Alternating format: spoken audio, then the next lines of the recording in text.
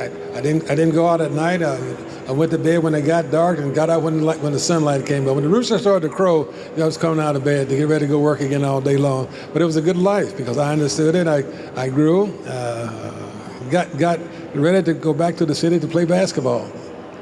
When you thought basketball was going to be your life, when was that? What point of your life in the early stages do you think, this is what I'm going to do for the rest of my life? Well, I didn't know what to think because really, as I said before early, no one at the school talked about basketball, like pro ball, anything like that at all. All they talked about was going to get an education. Then once I got into college, I saw some of the pros playing in and around Cincinnati. And, you know, it wasn't really that serious for me, to be honest. I knew it was there, but I wanted to get through college first.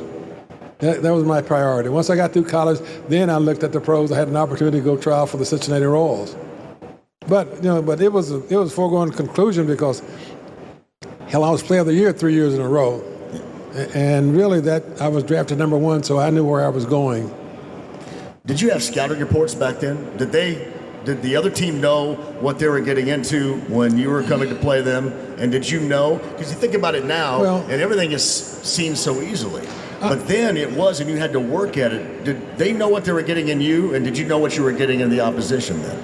Well, I'm pretty sure in college they took a lot of film. They filmed every game about teams that you're going to play.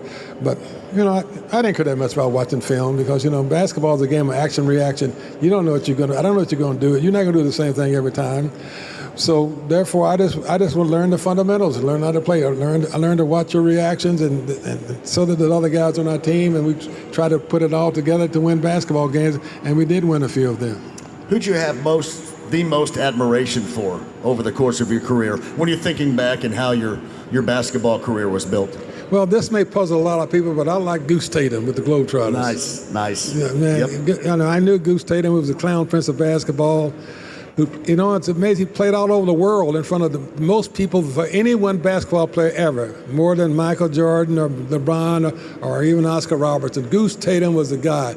Clown prince of basketball, a great statesman for the USA at that particular time. And that's who I loved. Got to meet him. He was a good friend of mine, and I was just happy to be around him. At that moment, when I was growing up too, the Harlem Globetrotters were a big deal. How big were they to you when you were growing up, when you were getting into basketball, when you were playing professionally too, for that matter? Well, they were big because I tell you, the first time I ever met Goose Tatum and Marcus Haynes and the guys, the Flanner House from Indianapolis, Indiana, used to take you out to see the games for $1. They'd get you on a bus, take you out to see the game. So I went out to see the Globetrotters play, and they said, hey, come on in the locker room and meet the players.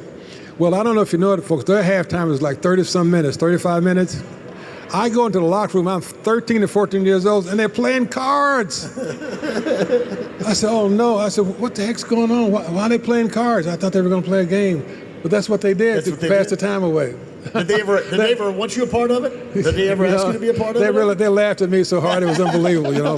But then I understood after I left, the guy said, man, what do you do? That's what they do. They've got to wait 36 minutes, so they play cards. Well, I mean, I think what people forget, especially back then, they were highly skilled. They were supposed to be fun-loving and having fun, but they were highly skilled basketball players. Well, they had to be. Some of the players were very highly skilled, like Marcus. I don't know if you couldn't take the ball with him on the dribble.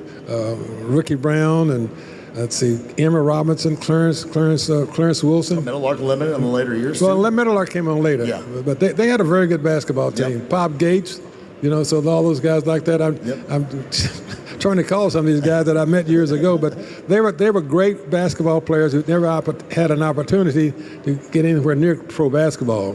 But they were pros in themselves. They were national, international type leaders for basketball in this world. Hello everyone, I spend a lot of time trying to get you guys nice videos, so please subscribe to this page, and please subscribe to my second page. The link to my second page is in the description section. Thank you.